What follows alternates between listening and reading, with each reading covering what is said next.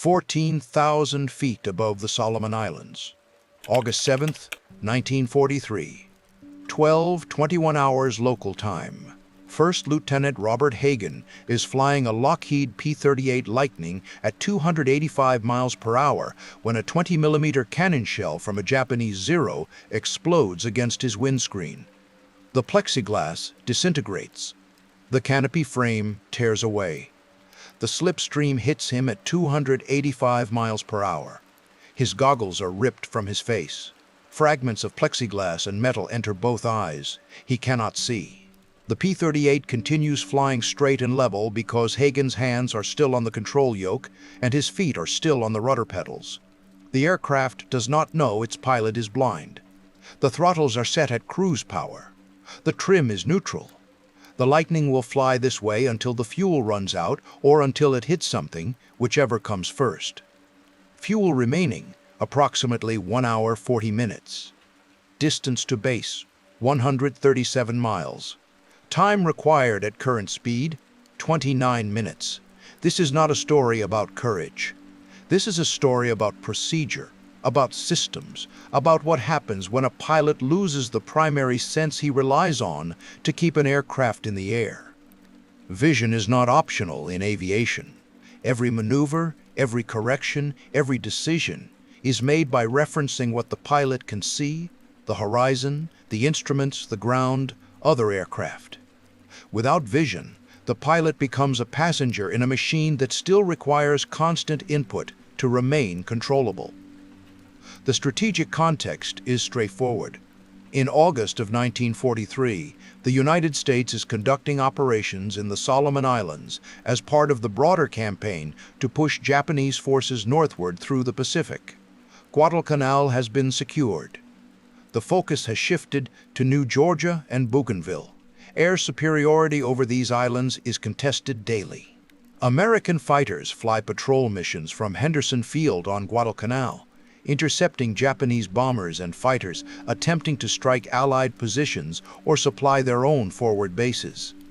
The P-38 Lightning is ideal for this theater. It has range. The twin-engine design provides redundancy.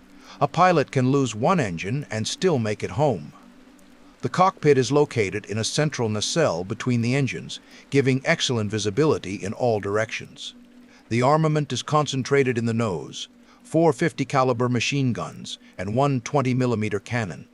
There is no need to calculate convergence. Everything fires straight ahead. For long-range interception missions over water, the P-38 is the aircraft of choice. The 5th Air Force and the 13th Air Force operate P-38s throughout the Pacific. The losses are acceptable, meaning they are high but not catastrophic. Roughly 1 in 15 pilots does not return from a given month of operations. This rate is sustainable only because replacement pilots and aircraft continue to arrive from the United States. The mathematics are cold but necessary. Wars are won by maintaining operational tempo, and operational tempo requires accepting losses. Robert Hagen joined the Army Air Forces in February of 1942. He was 22 years old and had completed 2 years of college in Minnesota before the war began. He enlisted, rather than waiting to be drafted because enlistees could choose their branch. He chose aviation. His reasoning was simple: better to be in the air than in the mud. The Air Forces agreed and sent him to primary flight training at Ryan Field in Arizona. He soloed after 8 hours and 40 minutes of instruction. His instructor noted that Hagen had good spatial awareness and did not over-control the aircraft. These are not dramatic qualities, but they are essential ones. A pilot who over-controls fights the aircraft. A pilot with poor spatial awareness becomes disoriented in cloud or at night. Hagen did neither. He flew smoothly and he always knew where he was. The Air Forces identified him as fighter material and assigned him to advanced training in the P-40 Warhawk.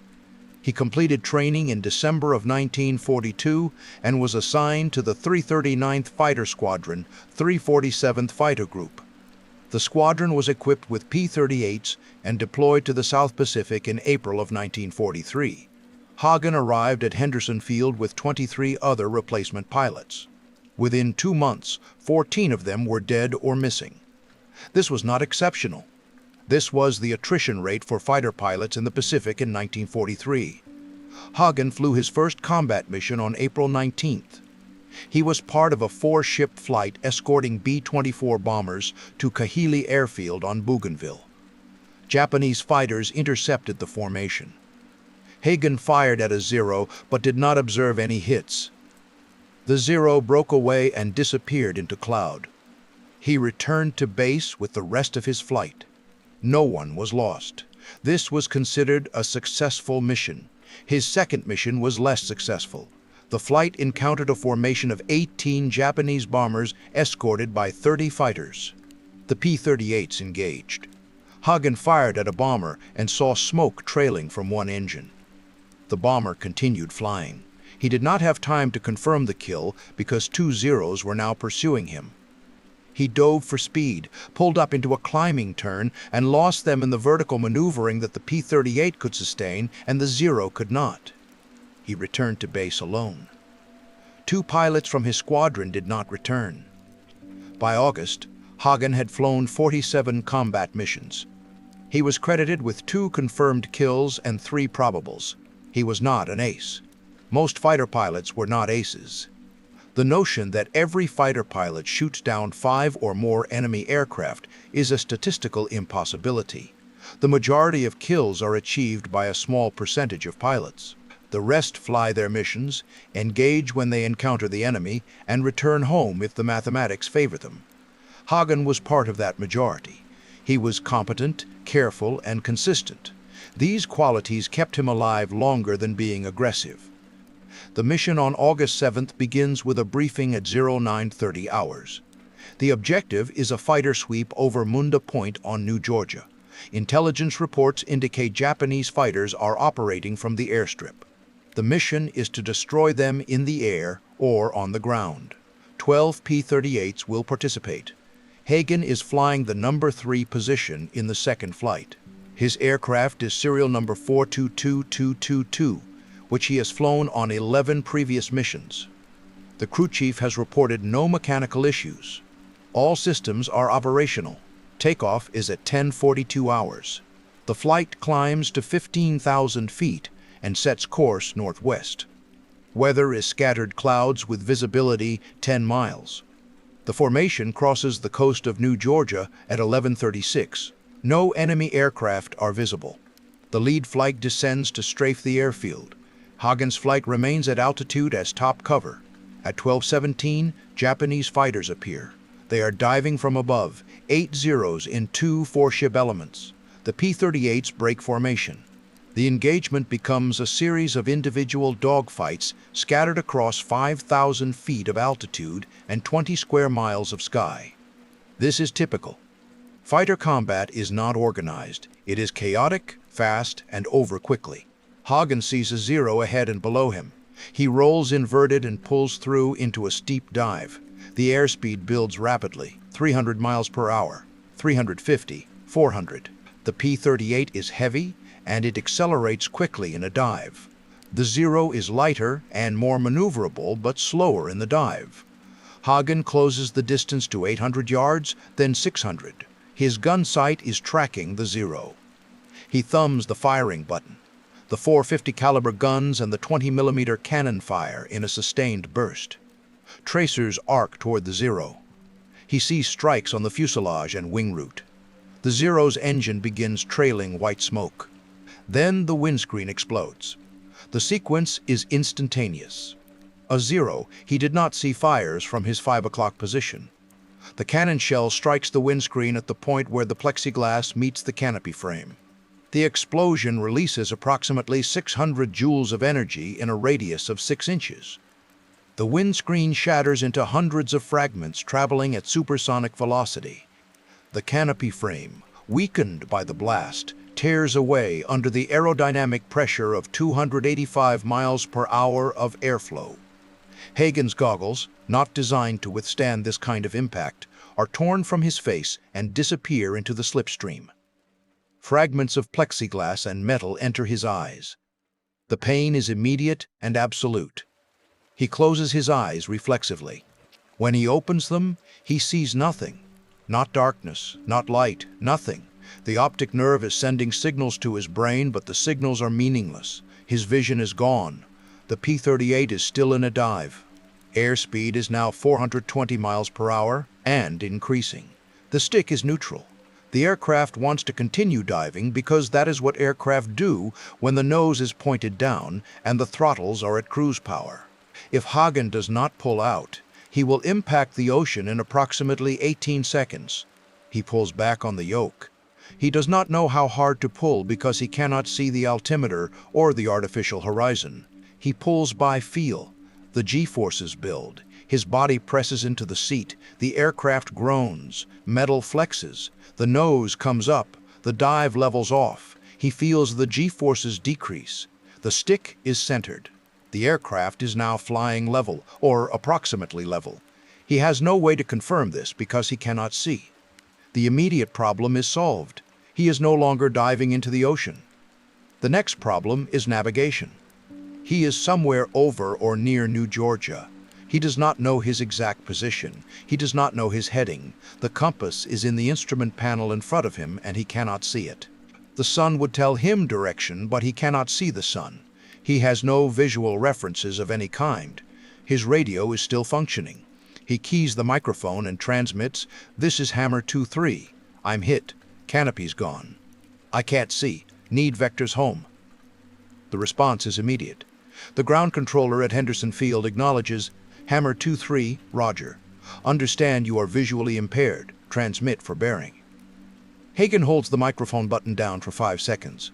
The radio direction finding station at Henderson uses the transmission to calculate his bearing from the field. The controller comes back, "Hammer 2-3, you are bearing 315 at approximately 140 miles. Recommend heading 135. Acknowledge." Hagen acknowledges. 135 degrees, southeast. This should take him toward Guadalcanal. The problem is that he cannot see the compass to set the heading. He must turn the aircraft to 135 degrees by feel, without any visual reference. He knows the P-38. He has flown it for 4 months and 217 hours. He knows how it feels in a turn. He knows the sound of the engines at cruise power. He knows the pressure on the controls when the aircraft is coordinated. This knowledge is procedural, stored in muscle memory and habit. He will now rely entirely on that knowledge. He applies left rudder and left aileron. The aircraft banks. He feels the bank through the seat of his pants, the pressure against the harness, the change in sound as the airflow over the canopy shifts. He counts. A standard rate turn is 3 degrees per second. To turn from his current heading, which he estimates was roughly northwest, to 135 degrees, requires a turn of approximately 90 degrees to the left. 90 degrees at 3 degrees per second is 30 seconds. He holds the turn for 30 seconds and then levels the wings. He has no way to verify the heading. He transmits again, holding the button down for 5 seconds. The controller responds, "Hammer 2-3, you are now bearing 320. Recommend turn right to heading 140. Hagen processes this. He overshot. His turn was too far. He now needs to turn right to correct. He applies right rudder and right aileron. He holds the turn for 10 seconds and levels the wings. He transmits again. The controller, Hammer 2-3, heading is 138. Close enough. Maintain heading. Distance to base is 133 miles. Time approximately 28 minutes. 28 minutes. Hagen considers the variables. Fuel is not an issue. He has enough fuel for another hour and a half. The weather is clear, which means no thunderstorms or heavy turbulence. The engines are running smoothly. The only problem is that he cannot see, and he must fly for 28 more minutes and then land. Landing is the critical problem. A pilot can fly straight and level without seeing as long as someone provides heading corrections. But landing requires precise control of altitude, airspeed, descent rate, and alignment with the runway. All of these require vision. Without vision, landing a P-38 is not survivable. The aircraft approaches at 120 miles per hour. The margin for error is 0. He keys the radio. Henderson, Hammer 2-3. I can't land this thing blind. I'll need to bail out. The controller's voice is steady. Hammer 2-3, understood. We can vector you to a bailout point near the coast. Stand by. Hagen waits. The P-38 flies straight. The engines hum. The slipstream roars past the open cockpit at 285 miles per hour. Without the windscreen and canopy, the noise is overwhelming. The wind is cold at 14,000 feet. His flight suit provides some protection, but his face is exposed.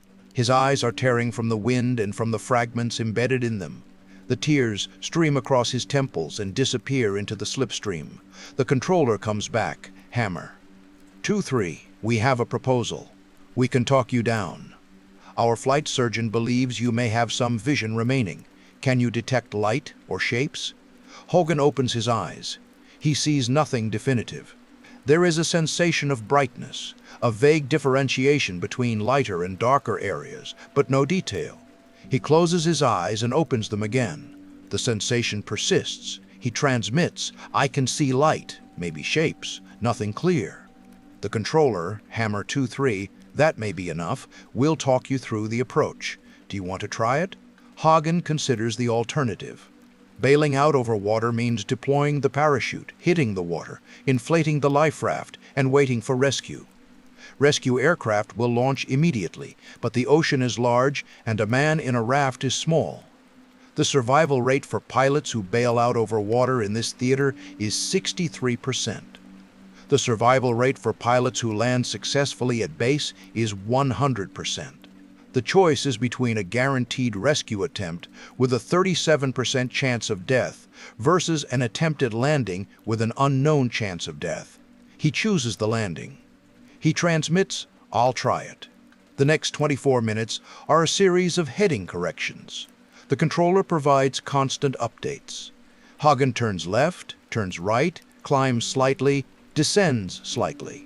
The controller is using the radio direction finding equipment to track his position and the ground-based radar to monitor his altitude. The system is not precise, but it is adequate. By the time Hagen reaches the initial approach point, he is within 2 miles of the correct position and within 500 feet of the correct altitude. The controller, Hammer 2-3, you are 10 miles from the field. Heading 138. Altitude 13,500. Begin your descent now. Target altitude for base is 100 feet. Reduce power and descend at 500 feet per minute. Hagen pulls the throttles back. The engine RPM decreases. The airspeed drops to 200 miles per hour. He pushes the yoke forward gently. The nose drops. He feels the descent through the seat, a sinking sensation that is distinct from level flight. He begins counting. 500 feet per minute means he will lose 5,000 feet in 10 minutes. From 13,500 to 100 feet is 13,400 feet. That is approximately 27 minutes of descent. The controller provides updates every 30 seconds. Hagen adjusts power and pitch to maintain the descent rate. At 5,000 feet, the controller says, Hammer 2-3, you are looking good. Continue descent. Field is straight ahead, 6 miles. At 2,000 feet, Hagen begins to detect shapes. The vague sensation of light has resolved slightly into contrasts. He can see the difference between sky and ground, or he thinks he can. He cannot see details. He cannot see the runway. He keys the radio. I can see something, not sure what. The controller, Hammer 2-3, Roger. At your altitude, the field should be visible at 12 o'clock, 4 miles. The runway runs northwest to southeast. You will land on runway 31, heading 310. We have emergency equipment standing by. At 1,000 feet, Hagen lowers the landing gear. He reaches for the gear lever by memory. The lever is in the center console, just forward of the throttle quadrant. He finds it and pulls it down. He hears the hydraulic system activate.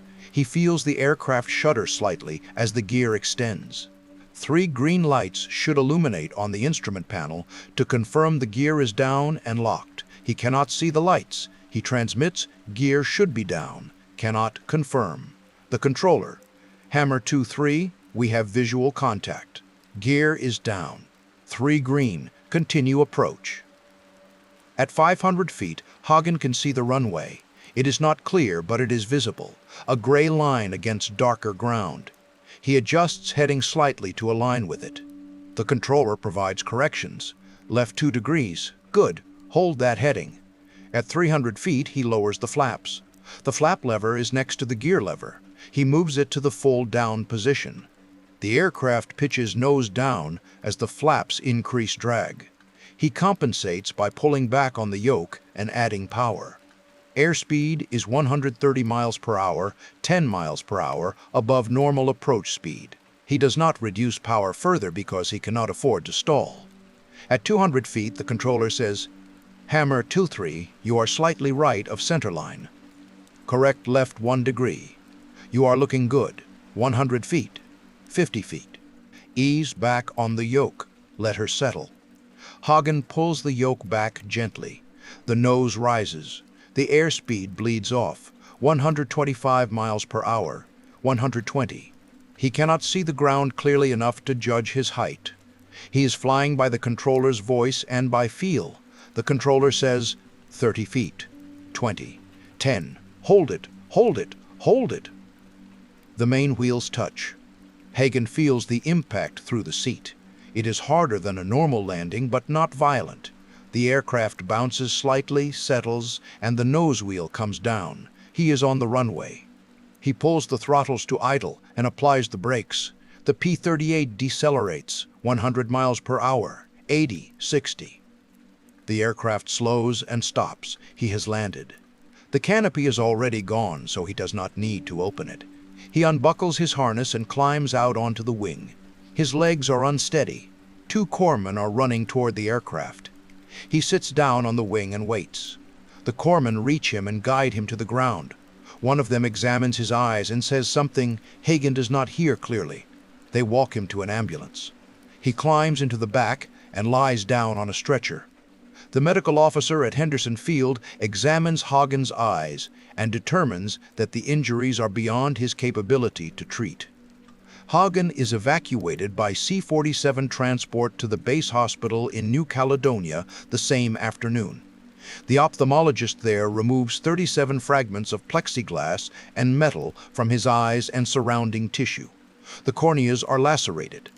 The conjunctiva is severely damaged. The prognosis is guarded. Hagen remains in the hospital for 3 weeks. His vision returns gradually. The ophthalmologist later writes in his report, "Patient presented with severe bilateral ocular trauma secondary to high-velocity foreign body penetration. Initial visual acuity was 0 in both eyes. Following surgical removal of foreign bodies and corneal repair, visual acuity recovered to 20/40 in the left eye and 20/60 in the right eye. Patient is fit to return to limited duty, but not to flight status." Hagen does not return to flight status. He is assigned to a training command position in California and spends the remainder of the war teaching new pilots how to fly the P-38. He does not tell them about the mission on August 7th unless they ask directly, and most do not ask. When they do, he describes it in factual terms. The windscreen was hit, he lost vision, the controller talked him down. He does not embellish. There is nothing to embellish. It is simply what happened. The tactical impact of this incident is minimal. 1 pilot removed from combat operations. 1 aircraft damaged but repairable. The P-38 is recovered. The cockpit is rebuilt with a new windscreen and canopy, and the aircraft returns to service. It flies 46 more combat missions before being lost to engine failure over Rabaul in December of 1943. The pilot bails out and is rescued. The broader impact is in the realm of procedure. The flight surgeon who recommended attempting the landing rather than ordering Hagen to bail out writes a memo to 5th Air Force Headquarters suggesting that radio direction finding equipment combined with ground-based radar can be used to assist pilots who lose vision or become disoriented. The memo leads to the development of standardized ground-controlled approach procedures, which are implemented throughout the Pacific Theater by early 1944. These procedures save an estimated 32 pilots during the remainder of the war. The number is not large, but it is not insignificant.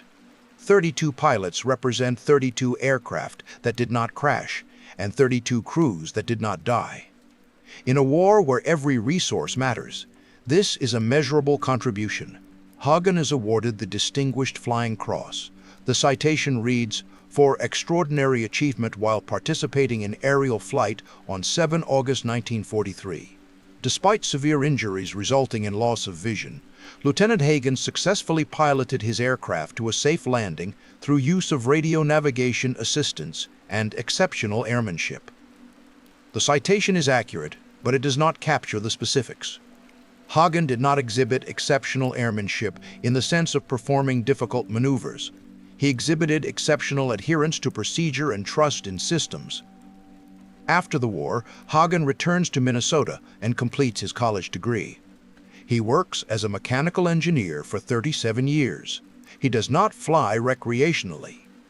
When asked why, he says that he has used up his allocation of luck and sees no reason to test whether he has any remaining. This is not bitterness. It is simply a calculated assessment.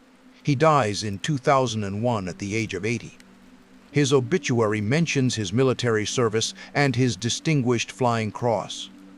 It does not mention the mission on August 7th because by then the details are known only to a few historians and to the children he told the story to once briefly. When they asked what he did in the war, the story survives in official records. The mission report filed by the 339th Fighter Squadron on August 7, 1943, includes a notation, low T. Hagen returned to base despite loss of canopy and visual impairment. Aircraft landed successfully with GCA assistance. The notation is 3 sentences. It does not convey the 28 minutes of blind flight, or the approach flown entirely by radio instruction, or the landing made without being able to see the runway clearly. But that is the nature of military records. They document what happened. They do not document how it felt or what it required. The mission report exists in the National Archives. Researchers can read it if they are looking for information about fighter operations in the Solomon Islands in August of 1943.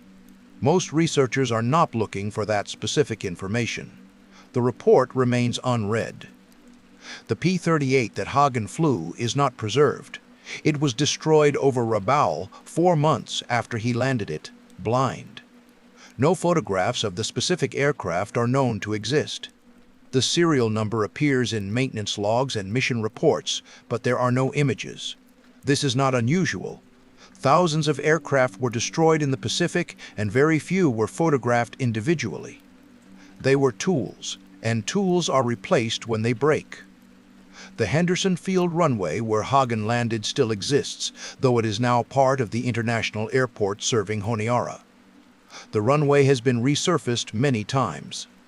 The dirt and coral that Hagen's wheels touched in 1943 are buried under layers of asphalt. There is no marker indicating that a blind man landed a fighter there because thousands of aircraft landed there during the war, and marking every significant event would require more markers than the field could hold. If you stand at the approach end of the runway and look northwest, you can see the same sky that Hagen descended through. The sky has not changed. The color is the same. The light is the same. The clouds form in the same patterns. What has changed is that no one is attempting to shoot down the aircraft using that runway, and no pilot is trying to land without being able to see. These are improvements. The lesson, if there is a lesson, is not about heroism. Hagen did not choose to be hit by a cannon shell. He did not choose to lose his vision. He found himself in a situation where his options were limited, and he chose the option that seemed most likely to result in survival. This is not heroism. This is decision-making under constraints. The constraints were severe. He could not see. He could not navigate visually. He could not land using visual references. But he had other tools: the radio, the controller's voice, his knowledge of the aircraft, his ability to maintain heading and altitude by feel. He used these tools methodically. He did not panic. Panic would have killed him. Procedure kept him alive. This is what aviation teaches. The aircraft does not care about courage or fear. It cares about airspeed and altitude and power settings and control inputs. If the pilot provides the correct inputs, the aircraft responds correctly. If the pilot provides incorrect inputs, the aircraft departs controlled flight and people die. The mathematics are unforgiving. Hagen understood this. He flew the P-38 for 28 minutes without vision because he trusted the procedures and the systems and his own training. When the controller told him to turn left, he turned left. When the controller told him to descend, he descended. When the controller told him to ease back on the yoke, he eased back. He did not second guess. He did not improvise. He followed instructions, and he lived. Thousands of other pilots did not live. They were shot down over the Pacific, and they crashed into the ocean, and they drowned, or they died of exposure, or they were never found. Some of them were more skilled than Hagen. Some of them were braver. But skill and bravery are not always sufficient. Sometimes survival is simply a matter of being in the right position when the variables align. Hagen was in the right position. He was within radio range of a ground station. The weather was clear. The controller was competent. The flight surgeon made the correct recommendation. The aircraft held together. All of these factors were necessary. Remove any one of them, and Hagen does not land at Henderson Field. He bails out, or he crashes, or he becomes one more name on the casualty lists that were published daily throughout the war. He did not become a casualty. He became a footnote in a mission report. And then he became a man who went home and lived the rest of his life. The sky over the Solomons is still there. The ocean is still there. The coral runway is still there, buried under asphalt. The war is gone. The men who fought it are mostly gone. What remains are the records and the stories and the occasional realization that extraordinary events were once routine, and that survival was often a matter of procedure rather than heroism. Hagen knew this. He did not think of himself as exceptional. He thought of himself as lucky. Lucky that the cannon shell hit the windscreen and not his head. Lucky that the controller was skilled. Lucky that his injuries healed enough to restore partial vision. Lucky that he survived. Luck is not a strategy, but sometimes it is enough.